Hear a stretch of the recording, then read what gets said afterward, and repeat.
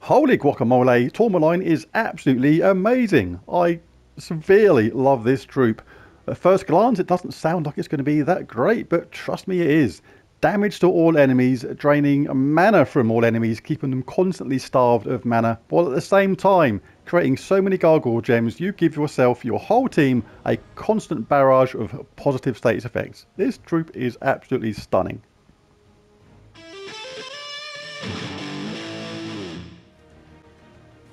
So let's take a quick look at Tourmaline's spell. It's magic based damage to all enemies and then drains 4 mana from all enemies, boosted by gargoyle gems.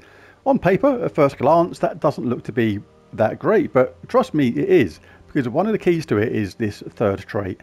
Create a good gargoyle gem when matching 4 or more gems. So in a team that creates quite a lot of 4 matches with somebody that can explode them and then gain all the benefits from those gargoyle gems, this troop basically is going to be damaging all enemies while draining the mana from the entire opposite team so they can't cast any spells, while at the same time giving our entire team loads of positive status effects. It's ludicrous.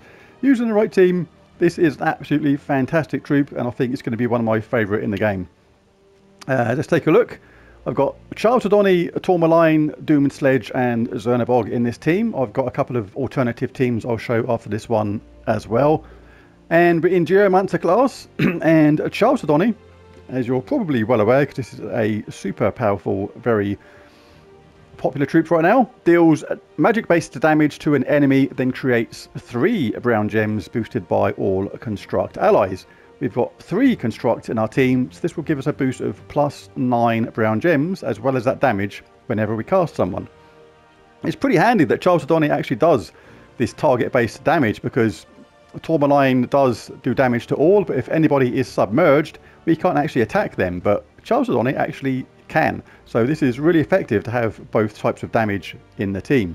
What will happen is, though, when we cast Charltadoni, we're going to create mana for the team and a bunch of 4 matches.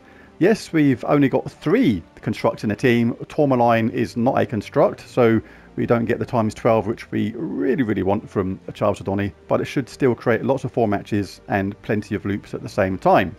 But every time we do get a 4 match from Charltadoni, we create another gargoyle gem. Now, when we explode these, we're going to give our whole team an absolute bunch of positive status effects. And we can do that by either Doom and Sledge, which deals, again, heavy splash damage. We can target that on someone, as well as cleanse all our brown allies if anybody was frozen or entangled or anything else, as well as explode 4 gems. If we want a absolute guarantee we're going to take out those gargoyle gems and get all those positive effects, we can cast Zernabog. This creates 10 brown gems first, which is already awesome mana gen, and then explode basically everything. But the main reason Zernabog's there is it conjures a dust storm when my turn begins, which is brown. So basically with this team, we're going to get a 50% start on our Doomed Sledge, because we are in a Geomancer class. All constructs start with 50% mana, and the champion talents are Serendipity, Anti-Magic Sphere, Rock Solid, gives us a barrier all the time when we collect brown, and Stone Mastery is really important as well. We're going to get a bonus brown mana from brown gem matches.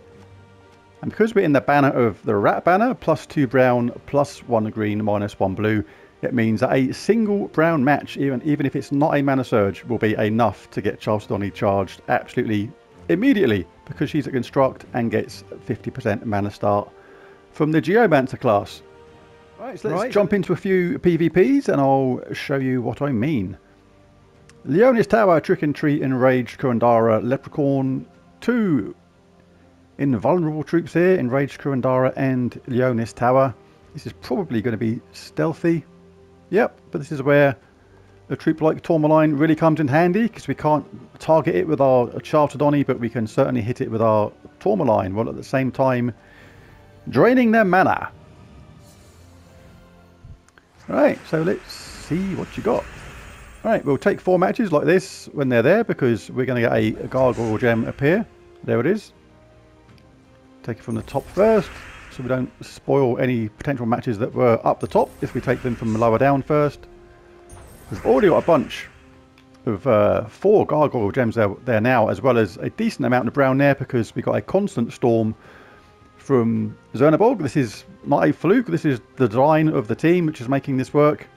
Now we can start, who should we pick on first? Let's pick on Leonis Tower. Right, now look, watch what happens now. We've already got a situation where if we want, hang on, let's just grab this one first. That's actually lessened the chance of Chalcedony repeating her spell, but I'm doing this for effect. We've already got 6, 7. How many? 1, 2, 3, 4, 5, 6. So we've got 6 gargoyle gems there now. So that's already 18. That's going to be 22 total mana drain from everyone. So we can immediately stop Leprechaun from casting if we wanted to. But we can take it further. We can just keep on casting Chalcedony. We'll get even more of them now. But when they've got a Leprechaun like this, it is best to actually cast before the Leprechaun does. And the reason is, if Leprechaun casts, they'll get the benefit of these gems, which you do not want. So this is where you want to cast someone like either your Zernabog. This is going to explode a load of brown gems, collect all of those gargoyle gems. But first of all, you want to drain its mana. So we'll do that by casting our Tourmaline. The boost is 24, so it's already crazy. Like, even if they had a nearly charged Zorgoth, it's going to take pretty much away all their mana, and we just killed the top troop straight away. Now we're going to benefit from all of those good status effects. Look at that. We've gone mental. We've got, like, Blessed, we've got Submerged, we've got Enraged, we've got Barrier, and God knows what else. It's like, you can get really carried away with this if you want to. Okay, let's have a bit of fun with it, just for a laugh. Just to show you how effective this can be with these troops. Let's just repeat this a few times. I won't get that, because we're going to get auto 4 matches. There's no need to actually do it on purpose. Well, now, like, we've got like another bunch of stuff here. Now, this is ludicrous. I'm doing this literally for effect. There's no need to do this much. We've now got another ton of status effects. We've now probably got everything there is in the game, bar a couple. All sorts going on. We can hit their stealthy opponent if we want with Tourmaline.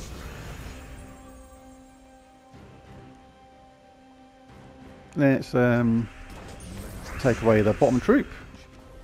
So therefore, they are now not stealthy anymore, and win the game ridiculously easy. That is one of those teams that is normally a bit tough to fight against. That Leonis Tower Enraged Kurandara setup. It was just made mincemeat by Tourmaline. It's all those gargoyle gems which made it super safe. Of course, Chalcedony has an impact on how well that team works, but this is just a good example of a whole team working in perfect synergy. Chalcedony is there creating that damage to a single opponent, creating all those gems which make 4 matches, which makes Tourmaline spell work brilliantly well, creating those gargoyle gems which get exploded by Zernabog, giving us tons of positive status effects, and just repeating the process with a cleanse if we so need it. What we got next? String Fiddler, Enraged Kurandara, Rope Dart and Leprechaun in Elementalist class. This is normally a tough team as well, so let's see how it deals against this. Grab the 4 match to benefit from the appearance of the gargoyle gem. Now we'll get brown. With the benefits of our banner and the champion talents, we have +3 on brown, which means any brown match, even if it's not a mana surge, is going to mean that we get charged up straight away on our Chalcedony. Now, who should we start picking on straight away? Let's start picking on String Fiddler, because he's super annoying. Not going to get this one, because there's not an absolute ton of brown there. But we are going to get a blue match afterwards, which is going to drop more down, and we have got a storm. So I'm going to backtrack on that and actually grab that. And now what I'm going to do, I'm going to cast this straight away, because Leprechaun's fast start is going to be utterly removed. No mana for you, son. That is what you were relying on, and we've just completely and utterly taken it away. Absolutely love Tourmaline.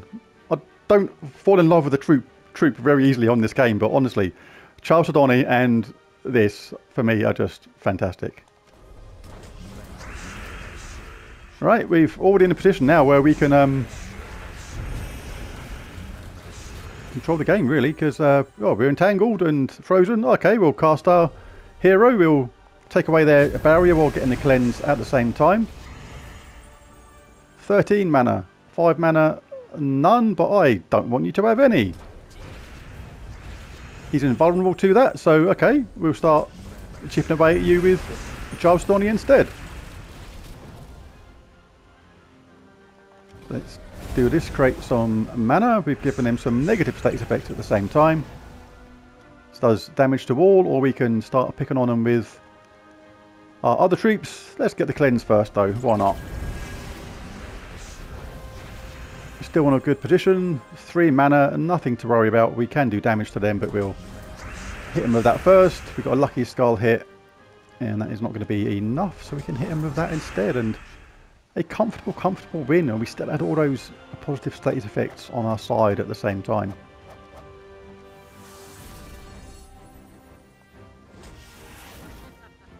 Who's next? Lamashtu, Thrall, Rope Dart, Zulgoth in Sunspear. Usually, again, very, very dangerous. Let's see how well they do against this little team. Always take brown if you can. Guaranteed start then for a Charles Donny. If we get a lucky start on the brown match, we can really get rocking and rolling with this. And this team was already off to the races. So that fast start they had by getting that mana at the beginning. Horror, no thank you. See you later. They've got one submerged troop there, which is in 3rd position, the hero. And that is submerged at the moment, so that's immune to that damage to all. So we can hit them with a Charles Donny instead. This team kind of covers all bases like that. We'll pick on their submerged opponent. It's their fault for being submerged. They thought they were being clever, but they're going to be doomed. And we're creating all these gargoyle gems at the same time. Now we've got loads of them. This is going to give us a ton of positive status effects. I've got rid of their hero there. I'm now going to cast this to explode all those gargoyle gems. Look at that. Look at that. We've got submerged. We've got enraged. Blessed. Oh. Tourmaline. You the bomb. Ugh. Who should we cast now? Let's just drain a bit of mana that they actually did have. Let's just do this now. Let's cast it on them. Let's just start finishing people off now with a Charles Donny. So really a comfortable win. Never in any danger in the slightest. It's like, let's give Tourmaline a little bit of glory at the end there because he deserves it. So there it is. There's my first Tourmaline team that I've come up with. I absolutely love this troop. It's absolutely fantastic. That combination of damage, draining mana, creating gargoyle gems to give the whole team loads of status effects is absolutely awesome. Absolutely love it. I think it's an absolute bargain in mana cost at just 22. Absolutely fantastic. Works really, really well in the team I created. If you enjoyed the video or found it useful, it'd be really cool if you hit that like and subscribe button because it really does help. But most of all, thanks for watching, and I'll catch you again next time. Bye for now.